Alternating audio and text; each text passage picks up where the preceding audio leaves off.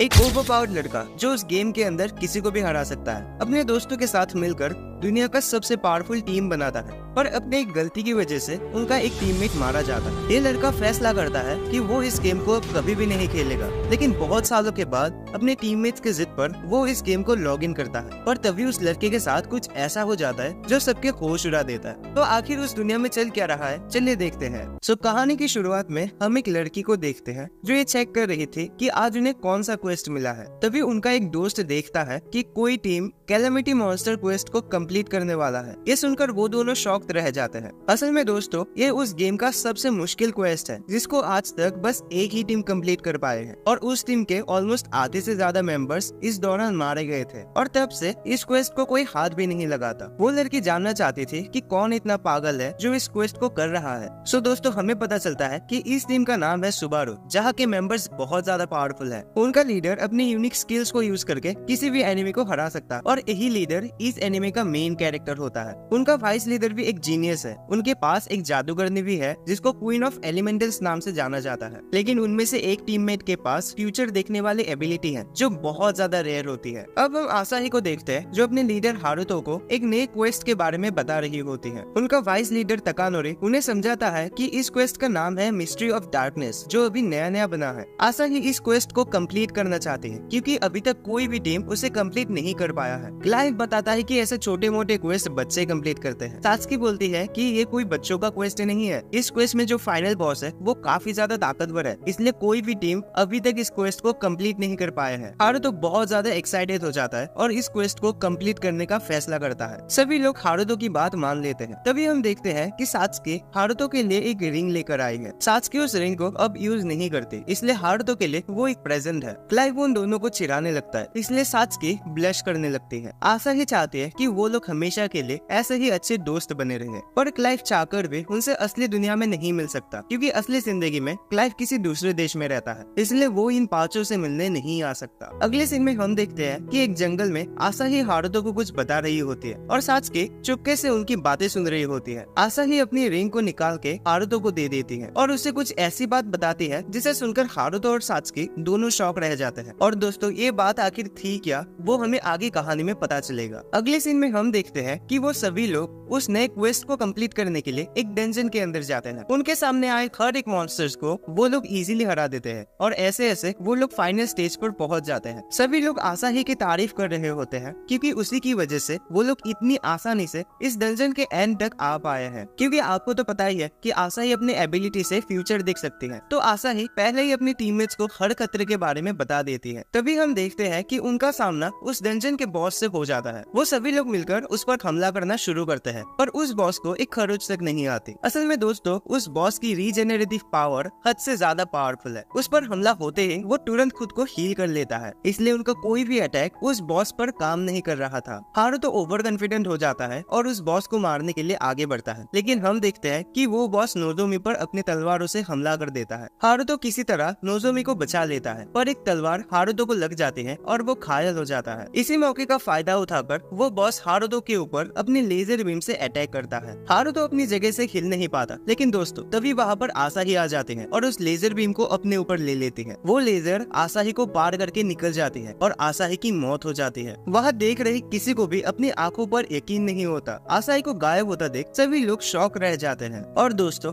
अगले सीन में हम असली दुनिया को देखते हैं जहाँ आसाही सच में मर चुकी थी, और साथ ही हमें ये पता चलता है कि उस टीम के सभी मेंबर्स असली दुनिया में छोटे बच्चे होते हैं। हारुतो और बाकी सभी लोग आसाही की मम्मी से मिलने उसके घर जाते हैं। वह पुलिस उन्हें बताता है कि आसाही की मौत गेम की वजह से नहीं हुई बल्कि हार्ट अटैक से हुई है। हारुतो अंदर से पूरी तरह टूट चुका था क्योंकि ये सब उसकी लापरवाही की वजह से हुआ है। ताकानोरी भी हारुतो को ही इन सब का जिम्मेदार समझ लेता है और वो लोग दोबारा कभी नहीं मिलते। अब हम देखते हैं कि उस हादसे को बीते अब कई साल हो चुके हैं और हारुतो अब बड़ा हो चुका है। वो किसी दोस्त से फोन पर बातें कर रहा होता है जो फिर से उस गेम को खेलने के लिए उसे फोर्स कर रहा है। हारुतो अब कोई गेम नहीं खेलता और वो अपने दोस्त को साफ मना कर देता है। असल में बात यह है कि हारुतो का कोई दोस्त इस गेम को खेलता है, पर उनकी टीम में एक प्लेयर कम है, इसलिए वो हारुतो से बस एक मिशन को कंप्लीट करने में उसकी मदद चाहता है। इसलिए वो हारुतो को दोबारा लॉगिन करने के लिए फोर्स कर रहा था। अब हम देखते हैं कि हारुतो टीवी देख रहा था जहाँ वो रियूनियन नाम के एक ऑनलाइन गेम के बारे में सुनता है। असल में दोस्तों, ये वही गेम है जिसको हारुतो बचपन में खेलता था, पर आपको तो पता ही है कि आसाही के हादसे के बाद हारुतो ने इस गेम को आज तक टच भी नहीं किया। तो ये वही गेम है जिसको अब थोड़ा सा अपडेट किया गया है और अब इस गेम का नाम है रीयूनियन। लेकिन इस बार एक ट्विस्ट है, अब इस गेम को सभी लोग नहीं खेल सकते। सिर्फ वही लोग इस गेम को खेल सकते हैं जिसके पास कुछ स्पेशल एबिलिटीज हो, जिन्हें हम सेंस कहते हैं। ये सारी बातें हारुतो को फ्रस्ट्रेट कर देता है, लेकिन तभी वो दोस्त फिर से एक बार हारुतो को लॉग इन करने के लिए फोर्स करता है। वो हारुतो से रिक्वेस्ट करता है कि बस एक बार वो उन्हें उस मिशन को पार करवा दे, उसके बाद वो कभी भी उसे खेलने के लिए नहीं कहेगा। तो इतना जिद करने के बाद अब हम देखते हैं कि हारुतो करीब 6 सालों के बाद फिर से इस गेम को लॉग इन करने का फैसला करता है। तो फाइनली वो उस गेम के अंदर पहुंच जाता है जहाँ वो दोस्त उसके लिए वेट कर रहा था। हारुतो बिना कोई टाइम वेस्ट के उन्हें डंजन के अंदर लेके जाता है। वो बस जल्द से जल्द इस मिशन को कंप्लीट करके वापस घर जाना चाहता है। तभी कुछ मॉन्स्टर्स उन पर अटैक कर देते हैं, पर हारुतो उन्हें इजीली हरा देता है। पर तभी हम देखते हैं कि उस डंजन की दीवारें बदल रही थी। हारुतो को लगा कि क्योंकि अब इस गेम को अपडेट किया गया है तो शायद ये गेम का ही पार्ट होगा। हारुतो ये सब इग्नोर करता है, पर तभी उसकी नजर वहां रखे एक बॉक्स पर पड़ती है। वो लड़का चाहता है कि हारुतो इस बक्से को खोले, क्योंकि अगर इसमें से कुछ मॉन्स्टर वगैरह निकला तो हारुतो उन्हें प्रोटेक्ट कर पाएगा। हारुतो भी उनकी बात मान लेता है और उस बक्से के पास जाकर खड़ा हो जाता है। तो दोस्तों, अब आती है इस कहानी का मेन ट्विस्ट। हारुतो जैसे ही उस बक्से को खोलता है, हम देखते हैं कि उसके अंदर आसाही बैठी हुई है। हारुतो ये देखकर इतना ज्यादा शॉक्ड हो जाता है कि वो कांपने लगता है। आसाही को समझ में नहीं आ रही थी कि हारुतो उसे देखकर इतना हैरान क्यों हो गया है। अगले सीन में हम देखते हैं कि वो लोग डंजन से बाहर आ चुके थे। हारुतो को लगा था कि आसाही के भेष में ये कोई अजनबी है। आसाही सोचती कि हारुतो उसके साथ कोई गेम खेल रहा है। हारुतो आसाही को सारी बात समझाने की कोशिश कर रहा होता है, लेकिन तभी वो नोटिस करता है कि सभी लोग उनको ही देख रहे थे। असल में वहाँ सभी प्लेयर्स आसाही के हादसे के बारे में जानते थे, इसलिए वो आसाही को देखकर उस पर शक कर रहे थे। इसलिए हारुतो उसे लेकर वहाँ से दूर चला जाता है। हारुतो आसाही से पूछता है कि उसने इस गेम को कहाँ से लॉग इन किया है। आसाही ने हमेशा की तरह अपने रूम से लॉग इन किया होता है। हारुतो जानना चाहता है कि आसाही इतने सालों तक कहाँ पे थी। आसाही कंफ्यूज हो जाते हैं क्योंकि उसने कल ही तो उनके साथ गेम खेला था। हारुतो को खुद समझ नहीं आ रहा था कि ये लड़की आसाही कैसे हो सकती है। उसकी तो 6 साल पहले मौत हो चुकी थी। हारुतो बोलता है, आसाही जरा बताना तो ये कौन सा साल है। आसाही नॉर्मली जवाब देते कि ये 2034 है, पर दोस्तों असल में वहाँ 2040 चल रहा था। आसाही को लगा कि हारुतो उसके साथ मजाक कर रहा है, तो हारुतो उसे प्रूफ करने के लिए अपना लॉगिन स्क्रीन खोलकर दिखा देता है। आसाही सोचते कि शायद ये कोई गेम का बग होगा और अगर वो एक बार लॉग आउट करके फिर से लॉगिन करे तो शायद ये ठीक हो जाएगा। पर दोस्तों आसाही के पास तो लॉग आउट करने का ऑप्शन था ही नहीं। आसाही फिर से सोचते हैं कि ये सिर्फ एक बग होगा और थोड़ी देर में अपने आप ठीक हो जाएगा। तभी हारुतो दिखा देता है कि वो कितने आसानी से लॉग आउट कर सकता है, और ये सब देखकर आसाही थोड़ी सी परेशान तो हो जाती है। पर आसाही जानना चाहती थी कि बाकी के मेंबर्स का क्या हुआ, उन्होंने भी कल से लॉग इन नहीं किया। असल में दोस्तों हारुतो के साथ साथ उनके बाकी के टीम मेंबर्स भी इस गेम को खेलना बंद कर दिया था और आज तक इसे एक बार भी लॉग इन नहीं किया होता है। पर आसाही के लिए ये तो बस कल की ही बात है। हारुतो समझाता है कि अब उनके बीच पहले जैसा कुछ भी नहीं रहा। इन 6 सालों में उनके बीच काफी कुछ हो गया है और इसीलिए वो अब सब लोग अलग अलग हो चुके हैं। आसाही को लगा कि हारुतो ने सुबह सुबह नशा किया है और कुछ भी अनाप शनाप बक रहा है। तभी हम देखते हैं कि वहाँ कुछ लोग आके हारुतो और आसाही को घेर लेते हैं। असल में ये बंदा हारुतो का पुराना दुश्मन होता है। वो आसाही को देखकर समझ जाता है कि उसकी मरने की खबर झूठी थी।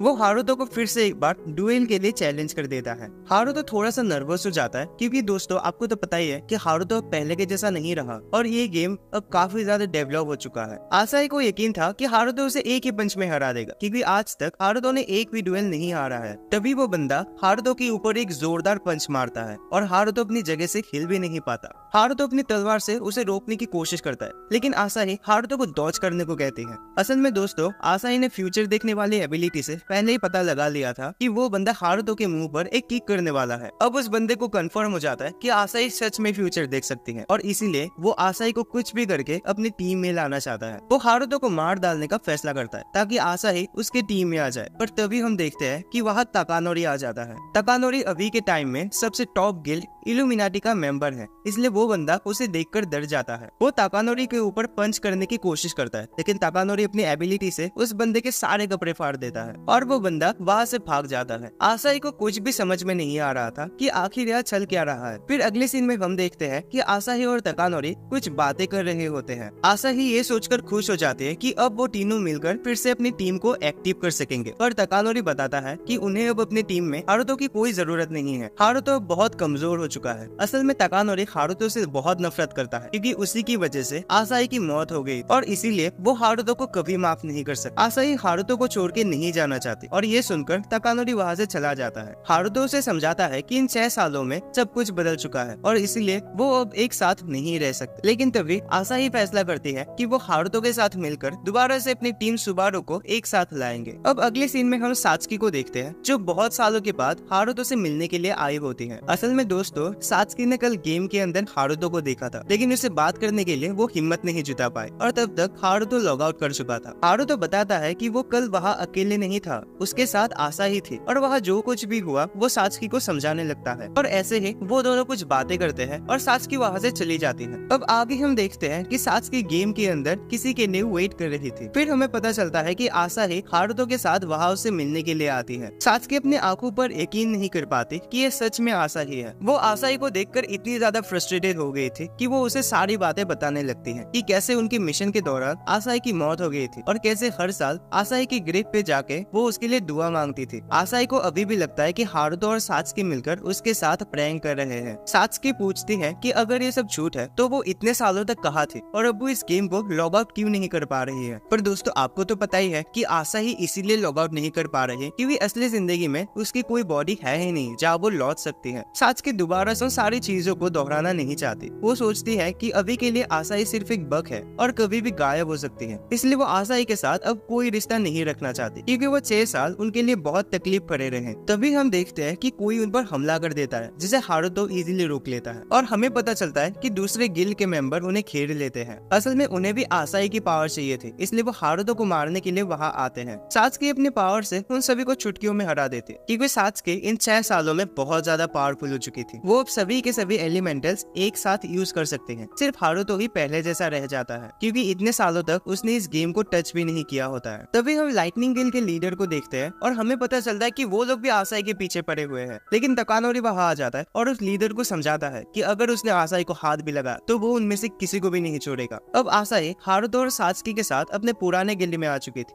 आसाही ये देखकर रोने लगती है कि उसकी एक भी आइटम वहाँ पर नहीं है और उसे दोबारा से सब कुछ कलेक्ट करना पड़ेगा। बस यहाँ पे हारुतो को जो रिंग सात्सुकी ने दिया था वही रहता है। हारुतो थोड़ी देर के लिए बाहर जाता है ताकि वो अपने दिमाग को शांत कर सके। वो उन सभी चीजों के बारे में सोचने लगता है कि तभी उसके सामने एक लड़की आ जाती है। हारुतो को लगा था कि वो भी शायद आसाही के पीछे पड़ी हुई है, इसलिए वो बैटल के लिए रेडी हो जाता है। पर वो लड़की उसे समझाता है कि वो कोई अटैकर नहीं है, वो बस उसे कुछ इन्फॉर्मेशन देने आई है। तो अब हमें पता चलता है कि इस लड़की का नाम है एलिशिया और ये एक एम्पैथ है, मतलब वो अपने एबिलिटी से दूसरों के दिमाग को पढ़ सकती है। वो हारुतो को बताती है कि इस दुनिया में 6 तरीके की सेंसेस होती है, लेकिन आसाही की जो सेंस है वो इनमें से एक भी नहीं है। आसाही की सेंस बहुत ज्यादा यूनिक है, इसलिए सभी लोग उस पावर को पाने के लिए आसाही के पीछे पड़े हुए हैं। इसलिए हारुतो को ही आसाही को हर मुसीबत से बचाना पड़ेगा। अब आगे हम देखते हैं कि सात्सुकी और आसाही आपस में लड़ रहे होते हैं। सात्सुकी आसाही को वहाँ से चले जाने के लिए कहती है। सात्सुकी उसे समझाती है कि वो ओरिजिनल आसाही नहीं हो सकती क्योंकि उसकी तो 6 साल पहले मौत हो चुकी थी। वो बस इस गेम का बचा कुचा दाता है जो कभी भी गायब हो सकती है। असल में दोस्तों, सात्सुकी चाहती है कि आसाही मेनली हारुतो से दूर रहे। ऐसा इसलिए क्योंकि आसाही के मरने के बाद हारुतो बहुत बदल चुका है। आसाही की मौत की वजह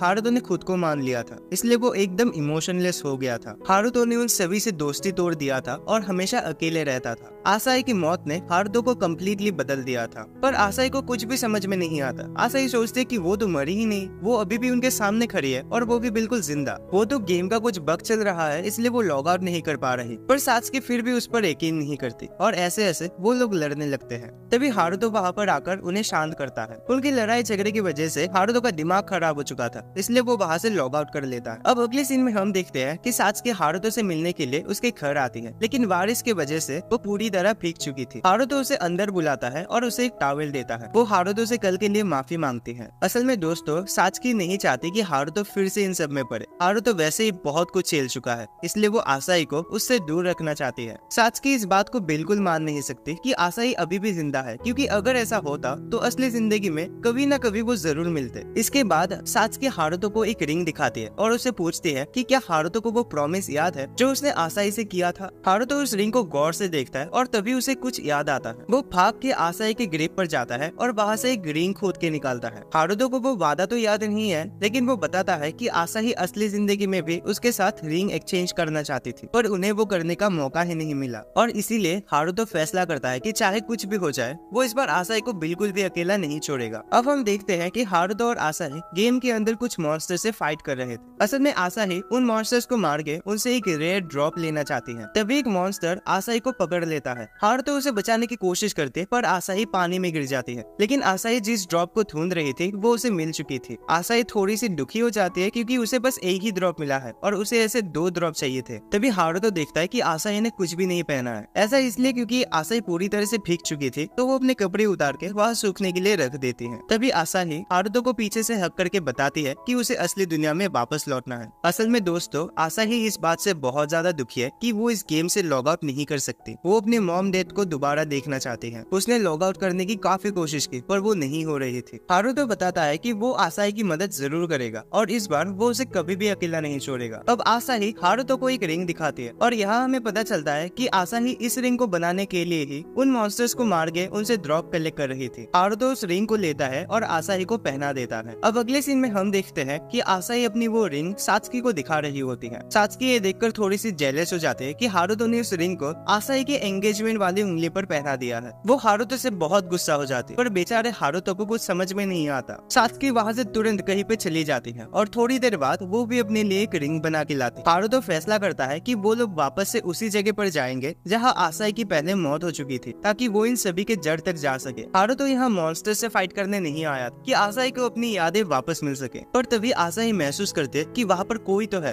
हारुतो और सात्सुकी किसी को नोटिस तो नहीं करते पर आसाही की बात सुनकर वो लोग सतर्क हो जाते हैं। तभी हारुतो वहाँ एलिशिया को देखता है जो उस डंजन के बॉस को समन कर देती है। ये वही बॉस होता है जिसने 6 साल पहले आसाही को मार दिया था। हारुतो उन दोनों को लेके वहाँ से भागने का प्लान करता है पर वो बॉस उस दरवाजे को ही ब्लॉक कर देता है। आसाही को अभी भी कुछ गड़बड़ लग रही थी क्योंकि पहले उस बॉस की आंखें लाल नहीं हुआ करती थी। अब उन तीनों के पास फाइट करने के अलावा और कोई रास्ता नहीं है। सात्सुकी अपने सभी एलिमेंटल्स को यूज करके उस बॉस पर अटैक करती है पर उसका कोई भी असर नहीं होता। तभी सात्सुकी का पैर पैरालाइज हो जाता है और वो चल नहीं पाती। वो बॉस उस पर अटैक करने आता है लेकिन हारुतो उसे बचा लेता है पर वो इतना ज्यादा पावरफुल होता है कि वो हारुतो को कहीं दूर फेंक देता है। आसाही उस बॉस का ध्यान अपने ऊपर कर लेती है ताकि सात्सुकी की जान बच जाए। हारुतो आसाही को वहाँ से भागने के लिए बता रहा होता है पर आसाही किसी तरह उस बॉस को थोड़ी देर के लिए रोक लेती है, लेकिन तब तक वो बॉस उसे घायल कर देता है। हारुतो बहुत परेशान हो जाता है क्योंकि वो दोबारा से आसाही को नहीं खोना चाहता। तभी वो जमीन पे पड़े हुए अपने रिंग को देखता है और उसे वो सभी पुरानी बातें याद आने लगती है। हारुतो उस रिंग को उठाता है और सोचता है कि 6 साल पहले उसने आसाही से किया हुआ वादा निभा नहीं सका, लेकिन इस बार वो ऐसा नहीं होने देगा। और तभी हम देखते हैं कि हारुतो की पावर काफी ज्यादा बढ़ने लगती है और अगले ही पल में वो अपने तलवार से उस बॉस का हाथ काट देता है। आसाही भी अपने फ्यूचर देखने वाली एबिलिटी से हारुतो को पहले ही बता देता है कि उस बॉस का अगला अटैक क्या होने वाला है और हारुतो अपनी फाइटिंग एबिलिटी से उस बॉस की धज्जियां उड़ा देता है और फाइनली वो लोग उस बॉस को हराने में सक्सेसफुल होते हैं। अब अगले सीन में हम देखते हैं कि वो लोग उस डंजन से बाहर आ जाते हैं। आसाही सोचती है कि अब बस उन्हें बाकी के टीम मेंबर्स को एक साथ लाना होगा पर वो नहीं जानती कि उन्हें कांटेक्ट कैसे करना है। तभी सात्सुकी आसाही के कॉलर पे एक लाल कलर की चीज नोटिस करती है। आसाही को लगा था कि वो शायद उस बॉस से गिरा हुआ एक ड्रॉप होगा पर जैसे ही आसाही उस चीज को गौर से देखती है वो बेहोश हो जाती है और हमें एक ब्लरी टाइप का विजन दिखाया जाता है। आसाही को लगा कि शायद उन 6 सालों में उसके साथ जो कुछ भी हुआ ये उसका एक विजन है। हारुतो और सात्सुकी भी कंफ्यूज हो गए थे कि आखिर ये विजन था क्या। अब अगले सीन में हम देखते हैं कि वो तीनों आसाही के कमरे में थोड़ा सा रेस्ट कर रहे थे। हारुतो सोचता है कि शायद वो विजन आसाही को इस गेम से लॉग आउट करवाने का कोई हिंट हो सकता है। सात्सुकी भी इस बात से सहमत थे पर फिर भी वो लोग बिल्कुल भी आइडिया लगा नहीं पा रहे थे। आसाही सोचते कि सबसे पहले उन्हें अपनी टीम को फिर से फॉर्म करने में ध्यान देना चाहिए क्योंकि तब सभी लोग मिलकर इस प्रॉब्लम को इजीली सॉल्व कर सकेंगे। अब हमें पता चलता है कि सात्सुकी किसी ऐसे बंदे को जानते हैं जो उन्हें उनके टीममेट्स के बारे में बता सकता है और इसीलिए वो लोग उसे मिलने के लिए जा रहे होते हैं। पर तभी उनके सामने कोई दूसरे गिल के मेंबर्स आ जाते हैं और उन्हें चारों तरफ से घेर लेते हैं। असल में दोस्तों वो लोग यहाँ आसाही के लिए आए थे। उनका लीडर लेटोस चाहता है कि हारुतो चुपचाप आसाही को उनके हवाले कर दे, लेकिन तभी हम देखते हैं कि ब्रिल सोसाइटी नाम का एक गिल भी वहाँ पर आ जाता है जिसके लीडर का नाम है एंजेलस। लेटोस जानता है कि एंजेलस की टीम बहुत ज्यादा पावरफुल है इसलिए वो उनसे बेमतलब की लड़ाई नहीं करना चाहता और वहाँ से चला जाता है। अब हम देखते हैं कि एंजेलस हारुतो को अपनी टीम में आने के लिए कहता है। वो हारुतो को समझाता है कि अगर वो लोग उसके टीम में रहे तो उनके साथ साथ आसाही भी बिल्कुल सुरक्षित रहेंगी, लेकिन आसाही किसी दूसरे टीम में नहीं जाना चाहती। वो अपने सुबारू टीम में ही रहना चाहते हैं और इसीलिए वो एंजेलस की इस ऑफर को मना कर देती है। एंजेलस भी उन्हें ज्यादा फोर्स नहीं करता और वहाँ से चला जाता है पर जाते समय वो हारुतो को एक वार्निंग देता है कि अगर उनकी वजह से इस दुनिया में कुछ भी प्रॉब्लम हुई तो एंजेलस उन्हें मारने के लिए अपनी पूरी ताकत लगा देगा। अब अगले सीन में हम देखते हैं कि सात्सुकी हारुतो के लिए वेट कर रही होती है। असल में हारुतो ने सात्सुकी को अपने साथ शॉपिंग के लिए बुलाया होता है। वो लोग एक इलेक्ट्रॉनिक की दुकान पे जाते हैं जहाँ हारुतो को एक नया गेम सेटअप खरीदना था। दोस्तों आपको तो पता ही है कि हारुतो ने 6 सालों तक उस गेम को नहीं खेला था, जिसकी वजह से उसका पुराना डिवाइस खराब हो चुका था और इसीलिए वो सात्सुकी के साथ यहाँ एक नया डिवाइस खरीदने आया होता है। अब अगले सीन में हम देखते हैं कि हारुतो और सात्सुकी एक रेस्टोरेंट पे लंच करने के लिए रुके हैं। वो बताता है कि उसने क्लाइव से कांटेक्ट करने की कोशिश की, मगर उसका ईमेल और फोन नंबर दोनों ही इनवैलिड आ रहा है। तभी उनके लिए वहाँ पर केक आ जाता है और हारुतो बताती है कि आसाही भी इस दुनिया का केक खाना चाहती थी, क्योंकि इसने इतने सालों से इस दुनिया का कुछ भी खाना नहीं खाया। और हारुतो आसाही के बारे में बात कर रहा होता है। सात्सुकी ये सब सुनकर बहुत ज्यादा जेलस फील करने लगती है और गुस्सा होकर वहाँ से चली जाती है। अब हम देखते हैं कि हारुतो आसाही और सात्सुकी के साथ अपने अगले मिशन के बारे में डिस्कस कर रहा होता है। हारुतो असल में उस विजन को लेकर काफी ज्यादा क्यूरियस है, इसलिए वो उस जगह को ढूंढने के बारे में सोचने लगता है। सात्सुकी उन्हें समझाती है कि पहले उन्हें इस बात को कंफर्म कर लेना चाहिए कि वो जगह रियलिटी में एग्जिस्ट करती भी है या नहीं। अब हारुतो जानना चाहता है कि आसाही की सेंसेस सबसे पहले कहाँ पर एक्टिवेट हुए थे, तो आसाही टावर ऑफ हेवन के बारे में उसे बताते हैं। अगले सीन में हम देखते हैं कि वो तीनों टावर ऑफ हेवन के अंदर होते हैं, जहाँ एक मॉन्स्टर उन पर हमला कर देता है, पर हारुतो इजीली उसे हरा देता है और ऐसे ही सभी मुश्किलों को पार करके वो लोग बॉस के कमरे तक पहुंच जाते हैं। असल में दोस्तों ये बॉस भी उतना ज्यादा पावरफुल नहीं था, तो वो लोग इसे इजीली हरा सकते हैं। सात्सुकी उस बॉस पर अपने फायर एलिमेंटल से अटैक कर देती है, लेकिन वो बॉस इस पूरे जगह को स्मोक से भर देता है। हारुतो सात्सुकी को अपने लाइट एलिमेंटल को यूज करके इस धुएं को हटाने के लिए बोलता है, पर तभी हम देखते हैं कि कोई चीज सात्सुकी के पैर पर अटैक कर देता है और सात्सुकी बेहोश हो जाती है। आसाही किसी तरह उस धुएं को हटाने में कामयाब होती है और हम देखते हैं कि सात्सुकी एक ट्रैप में फंसी हुई थी। आसाही सात्सुकी को बचाने के लिए जाते हैं और उसी समय हारुतो भी उस बॉस की छुट्टी कर देता है। अब वो लोग सात्सुकी को उस ट्रैप से छुड़वाते हैं और टावर ऑफ हेवन के एकदम टॉप फ्लोर पे चले जाते हैं। पर हारुतो देखता है कि सात्सुकी मुंह फुलाए खड़ी हुई थी, क्योंकि दोस्तों सात्सुकी उस रेस्टोरेंट वाले बात को लेके अभी भी हारुतो से गुस्सा है। हारुतो और आसाही को एक साथ देख के वो जेलस फील कर रही थी। हारुतो ये बात समझ जाता है और इसीलिए वो आसाही को एक टेलीपोर्टेशन स्टोर निकालने के लिए कहता है, ताकि वो लोग घर लौट सके। पर जैसे ही आसाही अपनी इन्वेंटरी खोलती है, वो फिर से एक लाल कलर की चीज देखती है। आसाही को पता नहीं होता कि आखिर वो चीज वहाँ आई कैसे। वो उस चीज को गौर से देखने लगते हैं कि तभी ताकानोरी वहाँ पर आ जाता है और आसाही से वो चीज छीन लेता है। असल में ताकानोरी को महसूस होता है कि ये चीज आसाही के लिए खतरा हो सकता है, इसीलिए वो उसे बचाने की कोशिश कर रहा था। पर दोस्तों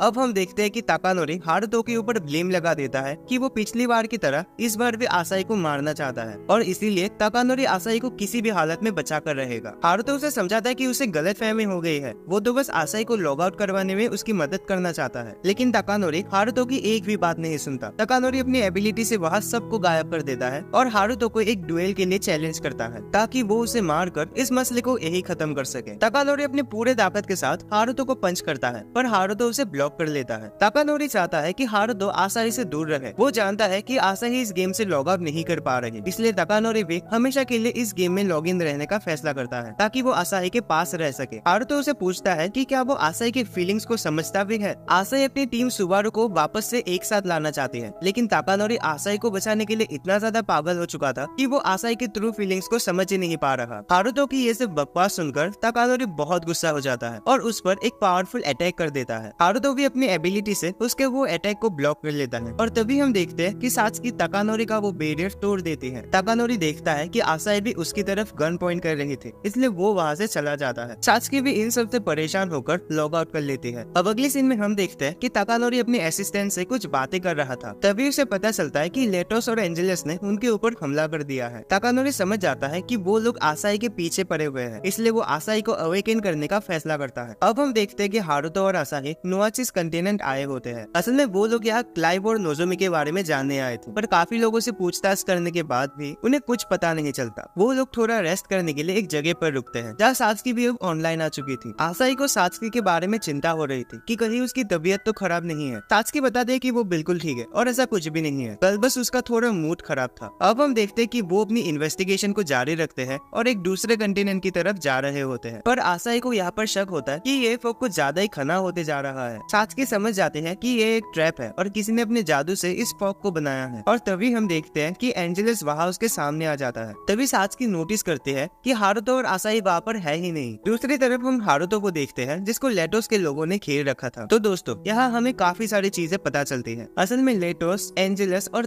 तकानोरी अब एक साथ मिलकर काम कर रहे हैं। उन्होंने हारुतो और बाकी दोनों लोगों को अलग अलग जगह पर टेलीपोर्ट कर दिया है और तकानोरी अब आसाही के पास चला जाता है। तकानोरी ने सात्सुकी के लिए एक मैसेज छोड़ा होता है जो एंजेलस उसे लाकर देता है। और दोस्तों, वो मैसेज सुन के आपको थोड़ा सा झटका लगने वाला है, क्योंकि हमें पता चलता है कि तकानोरी आसाही से प्यार करता है और इसीलिए वो उसे हारुतो से दूर रखना चाहता है। और साथ ही आपको तो ये भी पता है कि सात्सुकी के मन में भी हारुतो के लिए फीलिंग्स है। तो तकानोरी प्लान बनाता है कि अगर वो हारुतो का गेम ओवर करके उसे असली दुनिया में भेज देगा तो सात्सुकी हारुतो के साथ वहाँ रह सकेगी। और क्योंकि हारुतो फिर कभी भी इस गेम को लॉग इन नहीं कर सकेगा तो तकानोरी आराम से आसाही के साथ यहाँ रह सकता है। पर सात्सुकी ये प्लान सुनकर बहुत गुस्सा हो जाते हैं। वो जानती है कि अगर हारुतो इस बार आसाही की मदद नहीं कर सका तो वो बुरी तरीके से टूट जाएगा और सात्सुकी ये नहीं चाहती। वो हारुतो की मदद जरूर करेगी, भले ही वो कितनी भी जेलस फील ना करे। अब सात्सुकी अपनी सभी एलिमेंटल्स को यूज करते हैं और एक ही झटके में वहाँ सभी को हरा देती है। दूसरी तरफ हम हारुतो को देखते हैं जिसने लेटोस की शील्ड को ही तोड़ दिया था। लेटोस समझ जाता है कि वो हारुतो से 1v1 में नहीं जीत सकता, इसलिए वो सबके साथ मिलकर उस पर अटैक करने का फैसला करता है। तभी कहीं से अचानक एक एरो लेटोस को लग जाती है और हम देखते हैं कि एलिशिया वहाँ पर आ चुकी थी। लेटोस उसको निकालने की कोशिश करता है पर वो नहीं निकलता, क्योंकि ये एरो सिर्फ एलिशिया ही निकाल सकती है और अगर किसी को ये एरो लग जाए तो उसकी सारी सेंसेस डीएक्टिवेट हो जाती है। एलिशिया सभी के ऊपर अपने एरो से अटैक करती है ताकि हारुतो यहाँ से निकल सके और जल्द से जल्द आसाही की मदद कर सके। अगले सीन में हम देखते हैं कि आसाही तकानोरी को ये सब रोकने के लिए रिक्वेस्ट कर रही होती है। आसाही बस सुबारू टीम को रिवाइव करना चाहती है ताकि वो सबके साथ मिलकर खेल सके जैसे वो पहले खेला करती थी। पर तकानोरी अपने प्यार में अंधा हो चुका था और वो उसकी एक भी बात नहीं सुनता। वो समझ चुका था कि आसाही हारुतो से प्यार करती है, इसलिए वो कुछ भी करके हारुतो को इन सब से दूर रखना चाहता है। वो अपने एबिलिटी को यूज करके आसाही को कैद कर लेता है और उसे बेहोश कर देता है। लेकिन अब कहानी में ट्विस्ट आता है। तकानोरी देखता है कि एंजेलस उसके टीम मेंबर्स को अपनी एबिलिटी से कंट्रोल कर रहा होता है ताकि वो आसाही के पावर्स को चुरा सके। तकानोरी को अपनी गलती का एहसास होता है। वो अपने टीममेट्स को रोकने की कोशिश करता है पर तब तक एंजेलस के लोग आसाही को वहाँ से ले जा चुके थे। अगले सीन में हम देखते हैं कि एंजेलस और लेटोस अब एक ही टीम में आ चुके थे जिसका नाम था डिवाइन, जो इस दुनिया का सबसे स्ट्रॉन्गेस्ट टीम बन चुका है। दूसरी तरफ हम हारुतो को देखते हैं जो आसाही को बचाने जाने के लिए खुद को तैयार कर रहा था। सात्सुकी उसे रोकने की कोशिश करते हैं पर हारुतो उसकी कोई भी बात नहीं सुनता। हारुतो का दिमाग गुस्से से भर गया था। वो भागते भागते दंग आ चुका था, इसलिए वो अब आसाही को किसी भी हालत में बचा कर ही रहेगा। फर्क नहीं पड़ता कि उसके सामने कौन है, वो अब किसी को नहीं छोड़ने वाला। पर हारुतो नहीं चाहता कि सात्सुकी भी इन सब में पड़े, इसलिए वो अकेले जाने का ही फैसला करता है। सो दोस्तों, अब फाइनली हारुतो उस लड़ाई के मैदान में पहुंच चुका था और हम देखते हैं कि वहाँ ऑलमोस्ट 3000 से भी ज्यादा लोग हारुतो से फाइट करने के लिए वेट कर रहे थे। हारुतो एक पल के लिए सोचता है कि शायद ये उसके लाइफ का आखिरी बैटल होगा और एक वन मैन आर्मी की तरह उनसे फाइट करने के लिए आगे बढ़ता है। अब अगले सीन में हमें एक फ्लैशबैक दिखाया जाता है जहाँ सुबारू टीम एक मॉन्स्टर से फाइट कर रहे होते हैं। असल में दोस्तों, ये वही मोमेंट है जहाँ आसाही की फ्यूचर देखने वाली एबिलिटी पहली बार अनलॉक होती है और हमें ये दिखाया जाता है कि कैसे आसाही ने अपने एबिलिटी को यूज करके उस बॉस को हराने में अपने टीममेट्स की मदद की थी। अब दूसरी तरफ हम सात्सुकी को देखते हैं जो तकानोरी से कुछ बातें कर रही होती है। सात्सुकी बता रही होती है कि हारुतो अकेले उन 3000 लोगों से फाइट करने गया है, इसलिए उन्हें भी हारुतो की मदद करने के लिए जाना चाहिए। पर तकानोरी तो ये सोच के खुश है कि अगर हारुतो इन सब में मारा गया तो उसका ही काम आसान हो जाएगा। फिर वो अकेले जाकर आसाही को बचा लेगा और अपनी फीलिंग्स को कन्फेस करेगा। तकानोरी सोचता है कि हारुतो का यहाँ मरना सात्सुकी के लिए भी अच्छा ही है, क्योंकि तब हारुतो इस गेम को कभी लॉग इन नहीं कर पाएगा और सात्सुकी असली जिंदगी में उसके साथ हमेशा के लिए रह सकेगी। पर सात्सुकी इस तरह हारुतो का प्यार नहीं जीतना चाहती। सात्सुकी उसे समझाती है कि हारुतो के साथ रहने से ज्यादा वो आसाही को बचाना चाहती, क्योंकि आसाही उसकी सबसे पुरानी दोस्त थी। सात्सुकी हारुतो के साथ जरूर रहना चाहता है, लेकिन इन सब चक्करों में वो आसाही को चोट पहुंचने नहीं दे सकते। इसलिए अगर तकानोरी उसके साथ नहीं आएगा तो वो अकेले ही हारुतो की मदद के लिए वहाँ जाएगी। अब हम हारुतो को देखते हैं जिसने वहाँ आधे से भी ज्यादा लोगों का गेम ओवर कर दिया था। हारुतो देखता है कि अभी भी बहुत सारे लोग बचे हुए हैं, इसलिए वो बिना कोई टाइम वेस्ट किए उनसे फाइट करने के लिए आगे बढ़ता है। पर दोस्तों, उनमें से किसी एक ने हारुतो को अपनी जंजीरों से पकड़ लिया होता है और ये चेन्स बहुत पावरफुल होते हैं, इसलिए हारुतो खुद को छुड़ा नहीं पाता। पर तभी कुछ एरोज आकर उन जंजीरों को काट देता है और हम देखते हैं कि सात्सुकी और तकानोरी वहाँ उसकी मदद के लिए आ चुके हैं। अब आपको तो पता चल ही गया होगा कि अब क्या होने वाला है। जी बिल्कुल, हारुतो और तकानोरी की जोड़ी इतनी ज्यादा पावरफुल होती है कि वो चुटकियों में उन सभी का गेम ओवर कर देते हैं और इस बड़े से महल के अंदर चले जाते हैं जहाँ आसाही कैद है और ये पूरा बैटल ऊपर से कोई दो लोग देख रहे होते हैं। और दोस्तों, अगर आप लोगों ने पहचान लिया कि ये दोनों कौन है तो वीडियो को अभी के अभी पॉज करके कमेंट्स में जरूर बताना। अब हम देखते हैं कि महल के अंदर लेटोस उन तीनों का वेट कर रहा होता है। तभी तकानोरी देखता है कि एंजेलस आसाही की पावर्स एब्जॉर्ब कर रहा था। तकानोरी उसे रोकने की कोशिश करता है पर एंजेलस एंजेलस को पहले से पता होता है कि ताकानोरी कौन सा अटैक करने वाला है, इसलिए वो ताकानोरी को अपने चेन से दबोच लेता है। आसाही को उस हालत में देखकर हारुतो बहुत ज्यादा गुस्सा हो जाता है और लेटोस के ऊपर हमला कर देता है। पर दोस्तों, लेटोस भी अभी आसाही के पावर्स की मदद से फ्यूचर देख सकता था, इसलिए वो हारुतो की सभी अटैक्स को रोक लेता है। सात्सुकी किसी तरह आसाही को होश में लाने की कोशिश करता है, पर एंजेलस के लोग उस पर हमला कर देते हैं। लेकिन तब भी सात्सुकी हार नहीं मानती। असल में सात्सुकी सोचती है कि वो अपने टीममेट्स के लिए एक बोझ है। जब भी उनकी टीम को मदद की जरूरत होती है तो कभी उनकी हेल्प नहीं कर पाई है, इसलिए इस बार वो उन सभी को बचाना चाहते हैं। अब सात्सुकी सभी के सभी एलिमेंटल किंग को बाहर समन करती है और उनकी पावर्स को कंबाइन करके एक बहुत बड़ा मैजिक सर्कल बनाती है। सात्सुकी अपने इन पावर्स का यूज करके वह सबका गेम ओवर कर देती है। एंजेलस और लेटोस को अपने आंखों पर यकीन नहीं हो रहा था कि उनके सभी टीममेट्स एक चुटकी में गायब हो गए हैं। अब एंजेलस सोचता है कि उसे अपना आखिरी तरीका लगाना ही पड़ेगा। वो अपना एक मैजिक बॉल लेटोस के अंदर घुसा देता है। असल में दोस्तों, इस बॉल के अंदर एंजेलस ने 3000 लोगों के निगेटिव इमोशंस स्टोर करके रखा था और ये सारे इमोशंस लेटोस को एक भयानक मॉन्स्टर में बदल देता है। अब आसाही भी अपने होश में आ चुकी थी। वो सात्सुकी को सुबारू टीम का सबसे स्पेशल अटैक करने के लिए कहती है और अब हम देखते हैं कि सात्सुकी और ताकानोरी अपने पावर्स को हारुतो के पावर्स के साथ कंबाइन कर देते हैं और हारुतो इतना ज्यादा पावरफुल हो जाता है कि वो एक ही झटके में उस मॉन्स्टर की धज्जियां उड़ा देता है। एंजेलस वहां से भागने की कोशिश करता है, लेकिन ताकानोरी उसके मुंह पर एक जोरदार पंच मार देता है। सात्सुकी उसे अपने फायर एलिमेंटल से जला देती है और एंजेलस का गेम ओवर हो जाता है। अब हम देखते हैं कि ताकानोरी वहां आसाही से कुछ बातें कर रहा होता है, लेकिन तभी